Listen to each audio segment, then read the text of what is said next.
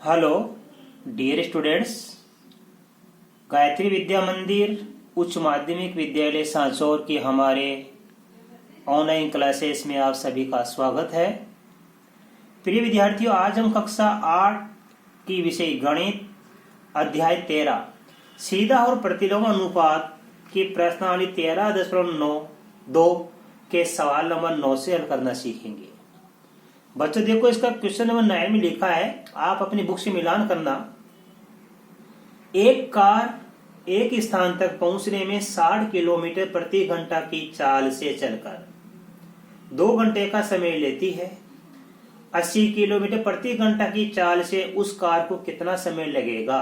बच्चों, पहले चाल 60 किलोमीटर प्रति घंटा की है तो 2 घंटे का समय लगता है। अब चाल बढ़कर होगी 60 की जगह 80 किलोमीटर प्रति घंटा, तो समय कम लगेगा। अर्थात ये सवाल हमारा प्रतिलोम अनुपात का है। ठीक है, जैसे मैंने आपको 8 सवाल बता दिए। तो देखो, सबसे पहले लिखेंगे यहाँ पे, देखो ध्यान देना, यहाँ पे लिखेंगे हम चाल। ये चाल लिखी हमने, इधर लिखेंगे हम समय।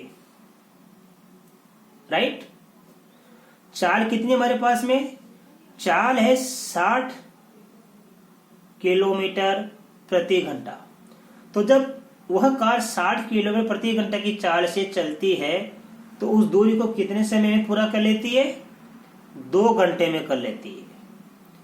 अब चाल बढ़कर हो जाती है 80 किलोमीटर प्रति घंटा, ऐसे लिख देना, 80 किलोमीटर प्रति घंटा।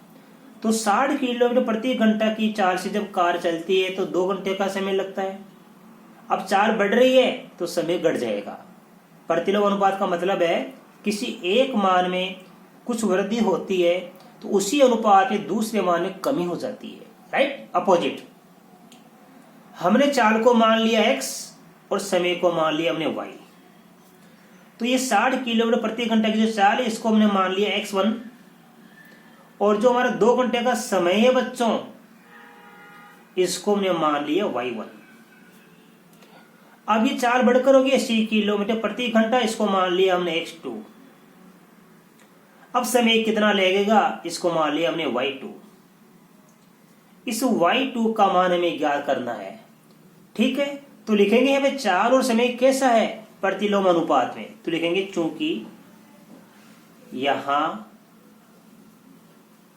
चाल व समय प्रतिलोम अनुपात में है, इसलिए ये x1 का गुणा तो करेंगे हम किससे? y1 से। x1 गुणा y1, इनका गुणा किसके बराबर होगा बच्चों?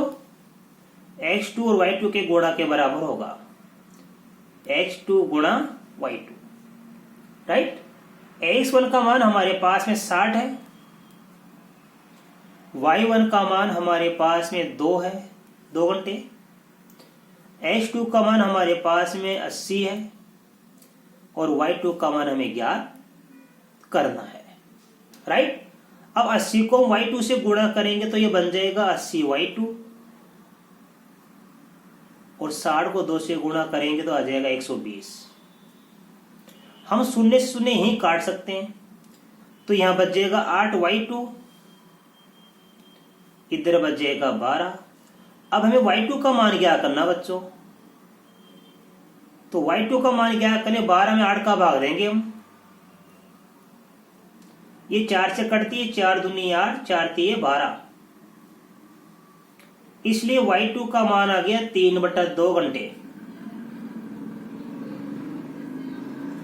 इसका मतलब ये हुआ कि y2 का मान क्या करें? 3 2 का भाग देंगे तो ये आएगा 1 सही 1/2 घंटे, इट मीन्स 1.5 घंटे। तो इसका मतलब हुआ कि जब 60 किलोमीटर प्रति घंटे की चाल से वो कार चलती है तो 2 घंटे का समय लेती है।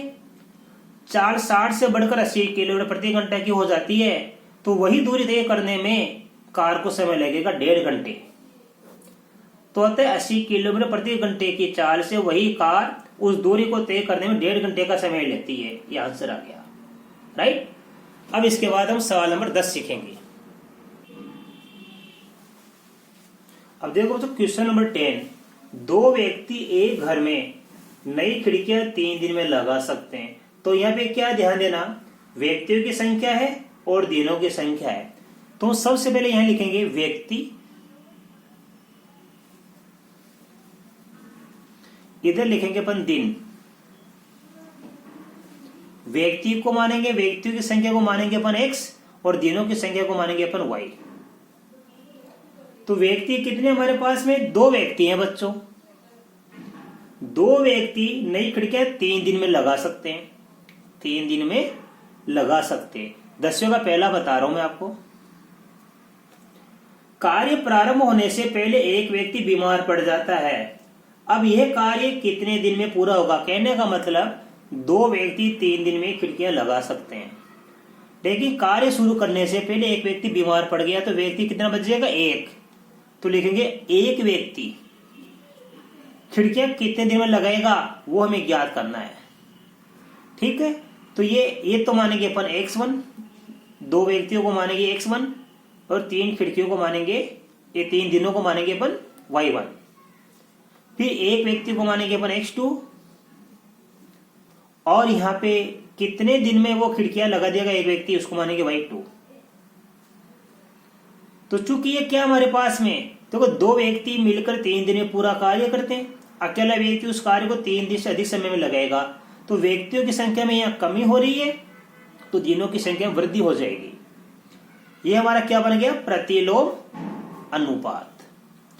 तो यहां लिखेंगे कि व्यक्ति, ये लिखना यहां पे, यहां व्यक्ति व दिन प्रतिलोम अनुपात में है। प्रतिलोम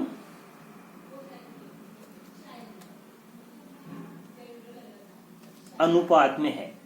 तो हम क्या करेंगे? यहां पे सीधा गुणा, x1 का गुणा करेंगे y1 से, x2 का गुणा करेंगे y2 से। तो 2 का गुणा यहां पे हो जाएगा, देखो ये x1 का मान 2, y1 का मान 3, तो 2 गुणा 3, यहां पे 1 गुणा y2। तो y2 को 1 से गुणा करेंगे तो बन जाएगा y2, 3 को 2 से गुणा करेंगे 6। इसका मतलब एक व्यक्ति 6 दिन में कार्य पूरा करेगा, इसलिए एक व्यक्ति 6 दिन में खिड़कियां लगा देगा, खिड़कियां लगाता है या लगाएगा। ये आंसर आ गया। अब इसका दूसरा सवाल, तो देखो वापस से ये व्यक्ति कितने हमारे पास है, वो का वही है 2, ठीक है, और दिन कितने हमारे पास में यहाँ पे 3। देखो व्यक्ति हमारे पास में 2 है और 2 व्यक्ति 3 दिन में खिड़कियां लगाते हैं। अब एक ही दिन में यहां आ जाएगा एक दिन उल्टा, पहले अपने एक व्यक्ति था, हमने एक यहां लिखा, अब दिन 1 हो गया है, तो एक दिन में खिड़कियां लगाने के लिए कितने व्यक्तियों की आवश्यकता होगी ये हमें ज्ञात करना है। तो ये तो हमारे पास किसका मान है? x1 का, ये मान है हमारे पास y1 का, ये x2 का और ये y2 का। बस केवल इसमें x2 का मान ज्ञात करना, उसमें y2 का मान ज्ञात करना था, बाकी संख्या वो की वही है, तो आंसर भी वो के वही आएंगे। तो यहां पे चूंकि प्रतिलोम अनुपात में सवाल हमारा, तो कैसे हो जाएगा? 2 का गुणा 3 से करेंगे अपन, 2 का गुणा 3 से करेंगे और y2 का गुणा किससे करेंगे? x2 से। तो y2 का मान 1 है, 1 गुणा x2, इसलिए हमारे पास क्या आ जाएगा? यहाँ पे x2 को 1 से गुणा करेंगे तो x2 और 3 को 2 से गुणा करेंगे 6 व्यक्ति, अर्थात यहां पे क्या 6 क्या था? यहां पे 6 दिन था।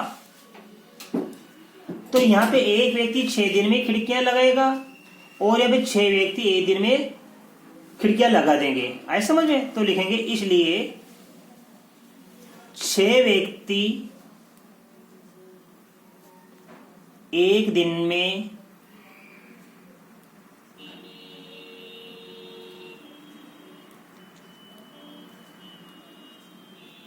खिड़कियां लगा सकते हैं। ये इसका आंसर आ गया। अब देखो बच्चों, इसके बाद में क्वेश्चन नंबर 11, इसमें लिखा है किसी स्कूल में 45 मिनट अवधि के 8 कालांश होते हैं। यानी इसमें क्या है, समय है और कालांश है। ठीक है, तो यहां तो लिखेंगे देखो मिनट, जो भी मिनट है, और यहां लिखेंगे हम कालांश। पुनः समझना, किसी स्कूल में 45 मिनट अवधि के 8 कालांश होते हैं। ये लोग यहां पे लिखेंगे 45 मिनट अवधि के 8 कालांश होते हैं। राइट, यह कल्पना करते हुए कि स्कूल का कार्य समय उतना ही रहता है। यानी मान लो आपका स्कूल का समय 10 से 4 बजे तक का है, तो समय तो वही है, समय में कोई परिवर्तन नहीं है। परिवर्तन क्या हो रहा है, पहले 45 मिनट के 8 कालांश होते थे, अब क्या होगा कि 8 की जगह 9 कालांश हो जाएंगे। तो चूंकि कालांश की संख्या में वृद्धि हो रही है, कालांश कितने हो रहे हैं, 9, तो 9 कालांश हो तो प्रत्येक कालांश कितने समय का होगा। चूंकि 8 कालांश है स्कूल में, तो 45 मिनट के होते थे, और समय, कुल समय में कोई परिवर्तन नहीं हो रहा है। कालांश बढ़कर 8 की जगह 9 गए, तो समय क्या होगा, जब कालांश की संख्या में वृद्धि होगी तो यह समय में मिनटों की संख्या में कमी होगी। ये मान लेंगे अपन, ये हमें ज्ञात करना है। राइट, तो मिनट, ये समय को मान लिया अपन ने x, कालांश को मान लिया अपन ने y। अब ये 45 मिनट को मान लेंगे अपन x1, और 8 कालांश को मान लेंगे y1। अब यहां पे क्या करेंगे हम, देखो ये जो हमारा ये ज्ञात करना है, ये समय मिनट, इसको मान लेंगे x2, और 9 कालांश को मान लेंगे y2। हमारे पास क्या, यह समय और कालांश क्या है यहाँ पे, प्रतिलोम अनुपात में। तो हम लिखेंगे यहाँ पे, चूंकि यहाँ पे क्या, मिनट कालांश के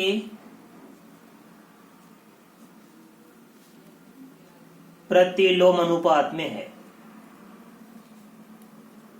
प्रतिलोम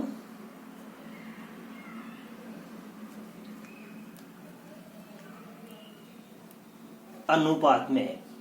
इसका मतलब क्या होगा, यहाँ पे इस सीधा गुणा करेंगे हम इनका, मिनट का किससे गुणा करेंगे, कालांश से सीधा गुणा करेंगे। तो यानी x1 का गुणा किससे करेंगे, y1 से, और x2 का गुणा करेंगे y2 से। अब देखो x1 का मान कितना हमारे पास में 45, और y1 का मान कितना हमारे पास में 8। तो 45 गुणा 8 से कर देंगे, किसके बराबर होगा, x2 गुणा 9। अब 9 का x2 से गुणा करेंगे तो ये बन जाएगा 9x2 बराबर कितना है, 45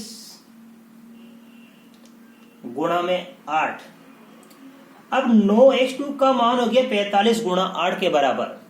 हम x2 का मान क्या करेंगे, इसलिए x2 का मान हो जाएगा 45 गुणा 8 में भाग किसका दे देंगे, 9 का। अब 9 और 45 कटेगी 9 से, 9 में 9 का भाग 1 बार जाएगा, और 45 9 का भाग 5 बार जाएगा। तो यहां बच गया 5 गुणा 8। इसलिए x2 का मान कितना हो गया, 40। तो x2 का मान, x2 क्या था हमारे पास, ये समय था मिनट, मिनटों में ना। तो इसका मतलब क्या हो गया कि 40 मिनट का प्रत्येक कालांश होगा, ऐसा हो जाए, 40 मिनट का प्रत्येक कालांश होगा। तो लिखेंगे, इसलिए 9 कालांश करने पर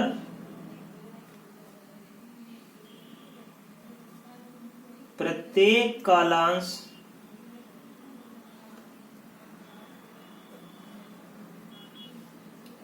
40 मिनट का होगा। ये इसका आंसर आएगा। तो आपको अच्छी तरह समझ में आ गया कि जब कालांश 8 थे तो प्रत्येक कालांश 45 मिनट का था। कालांश बढ़ाकर 9 कर दिए गए तो प्रत्येक कालांश हमारे पास में 40 मिनट का होगा।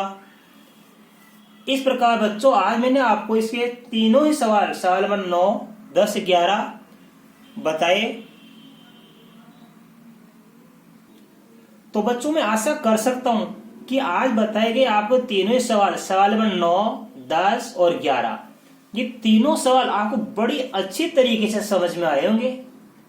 आप नियमित रूप से ये वीडियोस देखा करो, क्योंकि अब आपको मालूम पड़ गया है कि शिक्षा विभाग का आदेश आ गया है कि आपको बिना परीक्षा प्रमोट नहीं किया जाएगा, क्रमोन्नत नहीं किया जाएगा। ऑनलाइन क्लासेस चलती रहेगी आपकी।